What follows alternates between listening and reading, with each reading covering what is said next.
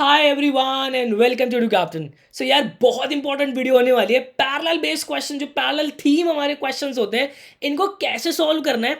बहुत से बच्चों को अभी इनसे ना डर लगता है कि सर एंड में आते हैं, बहुत बड़े बड़े तो क्वेश्चन होते हैं। अब जो इतना बड़ा क्वेश्चन है तो उसका आंसर ही कितना बड़ा होगा। तो मेरे भाई मैं आपको बता देता हूँ, ये वीडियो देखने के बाद आपको इससे ज़्यादा आसान कुछ लगने ही नहीं वाला। यार अगर मैं आपके क्वेश्चन पेपर की बात करूँ ना, तो आपको 6th नंबर पे और 7th नंबर पे पैरेलल बेस्ड क्वेश्चंस ही मिलेंगे। इनके अंदर आपको चॉइस मिलेगी, आपको किसी दो में से एक को अटेम्प्ट करना और एक क्वेश्चन आपका 5 मार्क्स का होगा। मतलब ये लगा लो, ये वीडियो देखने के बाद 10 मार्क्स तो आपकी झोली के अंदर भरने वाला हूँ। और डिस्क्रिप्शन बॉक्स के अंदर कुछ क्वेश्चंस की लिस्ट दे रहा हूँ, मतलब अमेजिंग मजा आ जाएगा। यार देखो, इसके ना नाम में सब कुछ छुपा हुआ है। पैरेलल, पैरेलल मतलब दो चीजें जब सामने आती है, ठीक है, एक साथ आती है, एक समान आती है। तो जब चीजें साथ आती हैं, वो क्या चीजें साथ हैं? यार देखो, आपको एग्जामिनर जो है पूरी बुक में से, आपका विस्तास हो गया, आपका फ्लेमिंगो हो गया, दोनों में से रैंडम 2 चैप्टर निकालेगा। ठीक है, कोई भी चैप्टर एक्स निकाल दिया, कोई भी चैप्टर वाई निकाल दिया, उनको साथ रखेगा। अब उन दोनों को ना साथ, या अब साथ रखने के लिए कुछ ना कुछ तो चाहिए। तो या तो वो कैरेक्टर के बेस पे साथ रख देगा, दो कैरेक्टर को सेम बता देगा, कोई सिचुएशन बता देगा उसके अंदर कि हाँ भाई ये सिचुएशन में यहाँ पे भी ये हो रहा था, यहाँ पे भी हो रहा था। फिर उसके बाद आपसे बोल देगा कि चलो इस पे ना एक स्पीच ही तैयार कर दो अपनी। तो इस तरीके से क्वेश्चन आता है। जैसे कि कैसे भाई, मान लो ये हमारे पिंटू साहब है और ये हमारी मिंटी साहब है, ठीक है। अब पिंटू और मिंटी साथ कब आएंगे? इनको पास आए, ये पास कब आएंगे? पास आएंगे भाई जब इनके बीच में कुछ सिमिलैरिटी होगी, इनके कैरेक्टर्स जो है वो सेम मैच कर रहे हो, इनकी वाइब मैच हो रही होगी, है ना। या तो ये पास कब आएंगे? जब किसी एक प्लेस पे, सेम प्लेस पे, या किसी सेम इवेंट में जाके मिलेंगे।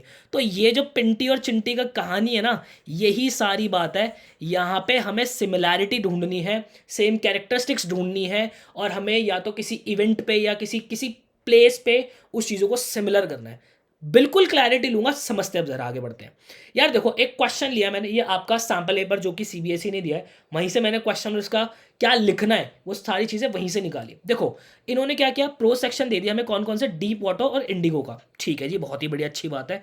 यहाँ पे एक चीज़ मैं आपको सजेस्ट कर रहा हूँ, पेज पे, किसी एक पेज पे आपके टोटल 19 चैप्टर है, तो ऐसे गिनती बना लेना, 1 2 3 4 5 6 करके एंड में 19 तक। सारे चैप्टर के नाम लिखना और उनके आगे उनके ऑथर्स के नाम लिखना। क्यों? क्योंकि जब आप इन थीम बेस्ड क्वेश्चन को, पैरेलल थीम बेस्ड क्वेश्चन को सॉल्व करोगे और वहां पे उनका ऑथर का मेंशन करोगे ना, आपके 1 नंबर तो वैसे ही तैयार है। एग्जामिनर को क्लियरली दिखेगा कि इस बच्चे को ऑथर का नाम पता है, कितनी बड़ी बात है। ठीक है, सॉर्टेड ए वाली बात। तो इसने क्या करा, डी वाटर और इंडिगो को साथ रखा और उसमें बताया कि ये दोनों चैप्टर हमें क्या है, ओवरकमिंग ऑफ फियर बता रहे, in order to able to lead our life successfully. तो अब उसने बोल दिया कि 120 से 150 वर्ड के बीच में आपको जो है कोई स्पीच बोल दिया होगा, या आप जो है, देखो आप मोटिवेशनल स्पीकर हो हाई स्कूल के, right this address elaborating about the occurrences from, इन दोनों टेक्स्ट के बेस पे आपको, इन दोनों जो भी यहाँ पे इंसिडेंट्स हुए हैं उनके बेस पे आपको एक स्पीच तैयार करनी है, जहाँ पे आप बता रहे हो इंपॉर्टेंस ऑफ ओवरकमिंग फियर। आप फियर को ओवरकम करने का जो इंपॉर्टेंस है वो आपको बताना है। अब देखो यहाँ पे हमें क्या लिखना है, सबसे पहले हमें सिमिलैरिटी लिखनी है इसके अंदर, कि भाई क्या सिमिलर चीजें हैं दोनों के अंदर। क्या सिमिलर चीजें थी कि भाई जब हमारे जो विलियम डगलस साहब थे, उन्होंने अपने फियर को ओवरकम करने के लिए एड़ी चोटी का जोर लगा दिया था। उन्हें समय लगा था, वो हारे थे बार बार, उनका बार बार फियर निकल के आ रहा था, पर उसने उन्हें ओवरकम किया। वहीं सिमिलरली जो हमारे चंपारण के लोग थे, उन्होंने क्या किया कि ब्रिटिशर्स के सामने the peasants of Champaran could not take stand for their rights. ठीक है, मतलब फियर की वजह से वो क्या आ रहे थे, वो अपने राइट्स के लिए स्टैंड नहीं कर पा रहे थे। और वहीं जो हमारे डगलस साहब थे, ठीक है, वो हमारे विलियम डगलस साहब जो थे, वो फियर की वजह से पानी में उतर ही नहीं पा रहे थे। तो हमने क्या करा, इन दोनों को कंपेयर कर दिया, एक कैरेक्टरिस्टिक पकड़ ली, एक एक चीज पकड़ ली हमने, क्या, फियर के उस पर। ठीक है, सिमिलैरिटी हमने बता दी, शुरुआत हमारी यहां से हो गई। अब उसके बाद हमें जो है 4 पॉइंट्स लिखने। कितने पॉइंट लिखने? 4 पॉइंट लिखने। और ये 4 पॉइंट है ना, 1 2 3 4, एक पॉइंट हो सकता है आपका 2 लाइन का हो। ठीक है, इस तरीके से 4 पॉइंट आपको लिखने, तो 8 लाइन को था आप ये पॉइंट ही लिखोगे। बहुत स्ट्रॉन्ग पॉइंट होने चाहिए। और ऐसा नहीं कि पॉइंट के अंदर कुछ भी अंधी बातें चल रही है, नहीं भाई, दोनों का जो फियर वाली चीज है ना वो आनी चाहिए। जैसे कि देखो, need to face our fear devise a plan and work through it. ठीक है, पहले तो एक बता दी कि भाई हमें जो है हमें अपने फियर को जो है फेस करना पड़ेगा, उसके थ्रू एक प्लान बनाना पड़ेगा। जैसे कि डगलस साहब ने क्या किया था कि rather than giving in to it, rather साहब जो हमारे डगलस साहब थे उन्होंने उसके ऊपर काम किया गिव अप करने से, गिव अप करने की बजाय उन्होंने उस पर काम किया। ठीक है, कहता है when the peasants gather around the court house in Motihari, it was a step towards overcoming this fear. जब मोतीहारी में क्या हुआ था कि भाई हमारे जितने भी फार्मर्स थे कोर्ट के बाहर खड़े हो गए, बिल्कुल वहां पे पागल हो गए लोग, इतने सारे लोग कैसे खड़े हो गए। तो ये उनका पहला स्टेप था अपने फियर को ओवरकम करने का। इससे पहले तो वो ब्रिटिशर्स के सामने खड़े ही नहीं हो पाते थे बेचारे। ठीक है, तो पहला हमारा क्या है कि हमें उसको जो है हमारे फियर को फेस करना चाहिए और उसको ओवरकम करने के लिए प्लान बनाना चाहिए। फिर उसके बाद जो है डिटर्मिनेशन हमें चाहिए, परसिस्टेंस चाहिए, इसी ये वाली बात लिख दी। फिर स्ट्रेंथ इन यूनिटी की बात कर दी कि भाई हमारी यूनिटी के अंदर बहुत स्ट्रेंथ है, ये वो ये। फिर उसके बाद एंड पॉइंट बता दिया कि भाई जैसे हम अपने ओवरकम को फियर करते हैं ना, ओवरकम को फियर कह रहा हूँ, फियर को ओवरकम करते हैं ना, तो हमारी जीने की जो क्षमता होती है और हम उसको बिल्कुल फुलेस्ट में जीते हैं। इस तरीके से स्ट्रॉन्ग 4 पॉइंट निकाल दिए। उसके बाद हमने निकाल दिया इसके अंदर से कंक्लूजन निकाल दिया भाई बहुत तगड़ा कि भाई इन्होंने जो है डर के ऊपर विजय प्राप्त की। उसके बाद आज हमारा देश देखो, हमारे देश के अंदर डर की कमी नहीं है। और हम जो है जब जब हमने अपने डर के ऊपर काम किया हमने हमेशा से जीत प्राप्त की है, तो डर के आगे हमेशा जीत है। ठीक है, इस तरीके से आपको कंक्लूजन निकाल के चलना है। मतलब कितनी प्यारी चीज़ है। 2 लाइन के अंदर आप सिमिलैरिटी लिख दो सबसे पहले कि दोनों चैप्टर के बीच में सिमिलैरिटी क्या है। फिर 4 पॉइंट मेजर निकाल के लाओ, जिस पॉइंट पे जिस चीज पे हमारा ऑथर उन 2 चैप्टर को कंपेयर कर रहा है उसी 2 चीज के ऊपर 4 पॉइंट खींच दिए। उसके बाद एंड में कंक्लूजन लिख दो। ये करने में आपको आराम से 10 से 12 लाइन के अंदर आप इसका आंसर समेट दोगे, कहीं कोई दिक्कत परेशानी नहीं आ रही।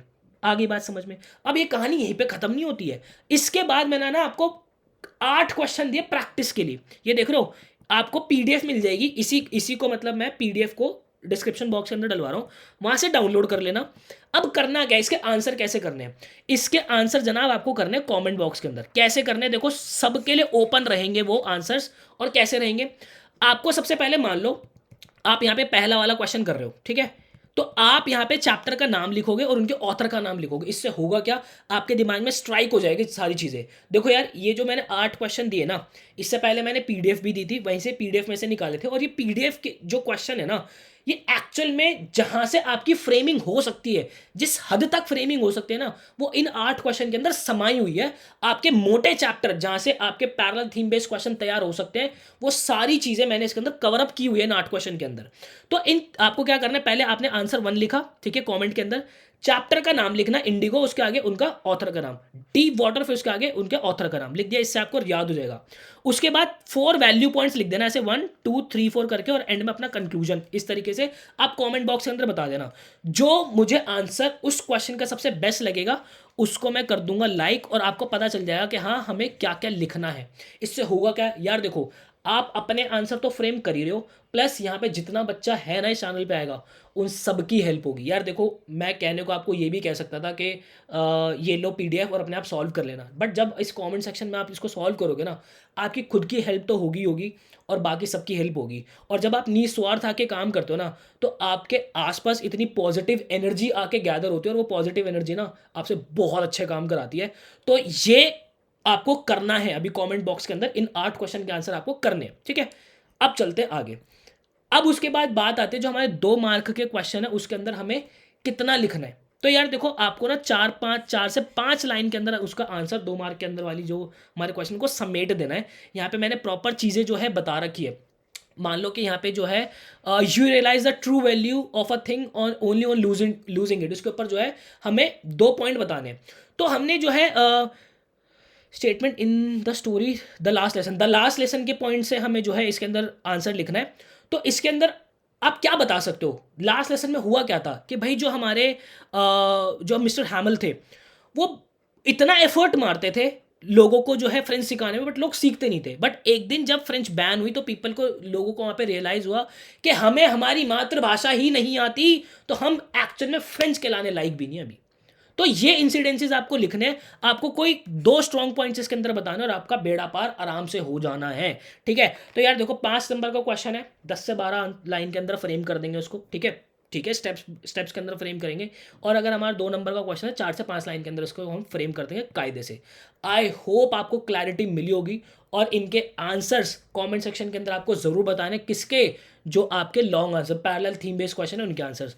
आई होप आपको क्लैरिटी मिली होगी। मिलता है ऐसे किसी नेक्स्ट वीडियो के अंदर, मुझे दीजिएगा इजाज़त। Till then bye bye and take care.